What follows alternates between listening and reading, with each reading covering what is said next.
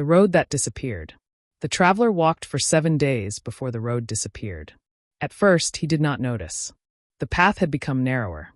The trees had grown closer together. The stones beneath his feet were no longer arranged in anything resembling a road. Still, he continued. He assumed the path would eventually widen again. It did not.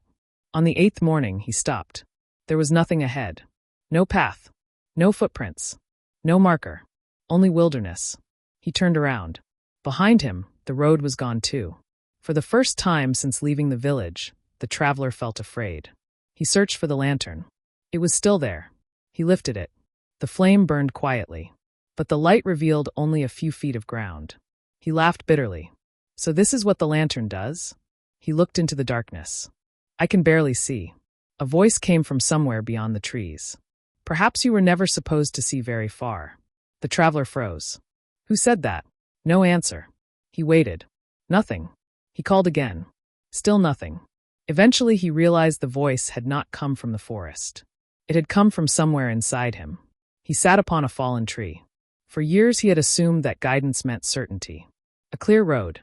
A clear destination. A clear answer. But the wilderness offered none of these.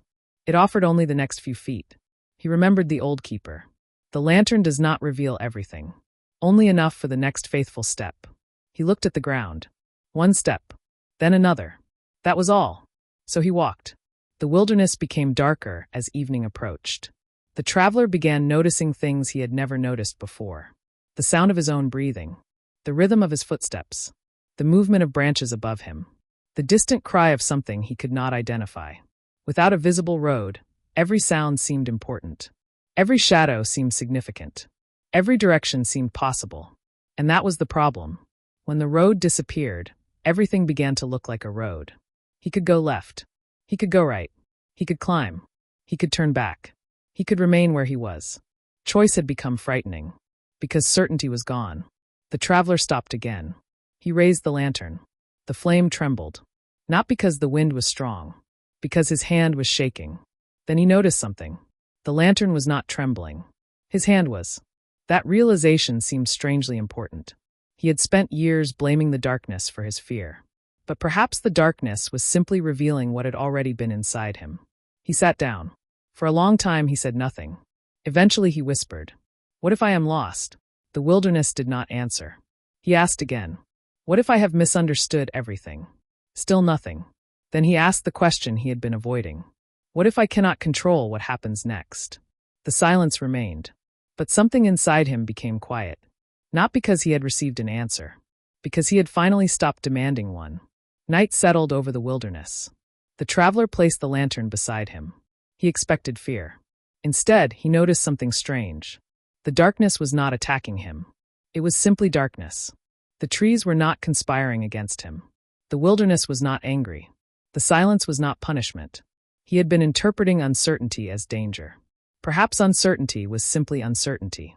And perhaps some things could not be understood until they were experienced. He slept beneath the trees. When he awoke, the sun had risen. Mist covered the ground. For a moment he did not know where he was. Then he saw the lantern beside him. He picked it up. The flame was still burning. He smiled. He had carried it through the night. But now he understood something he had not understood before. The lantern had not protected him from the wilderness. It had taught him that he could survive it. He stood. There was still no road. But he noticed something else. A narrow opening between two trees. It was not a road. Not yet. Only an opening. The traveler walked toward it. Then stopped. He remembered the old woman's words. Where does the road lead? That depends on what you do when you reach the next fork. There was no fork now. There was only a choice. He stepped through the trees. The wilderness continued. So did he. Perhaps this is what the wilderness has always been. Not the place where God disappears. The place where our illusions do. The wilderness removes the signs. It removes the applause. It removes certainty. It removes the convenient explanations. And eventually, it leaves a person alone with the most important question. Will you continue walking when you cannot see where the road ends? The traveler lifted the lantern. The flame illuminated the ground before him. Only a few feet. It was enough. He walked. If the road has disappeared, perhaps that does not mean you have been abandoned. Perhaps it means you are finally learning to walk by a different kind of light. Until the next chapter, keep watch. Shalom.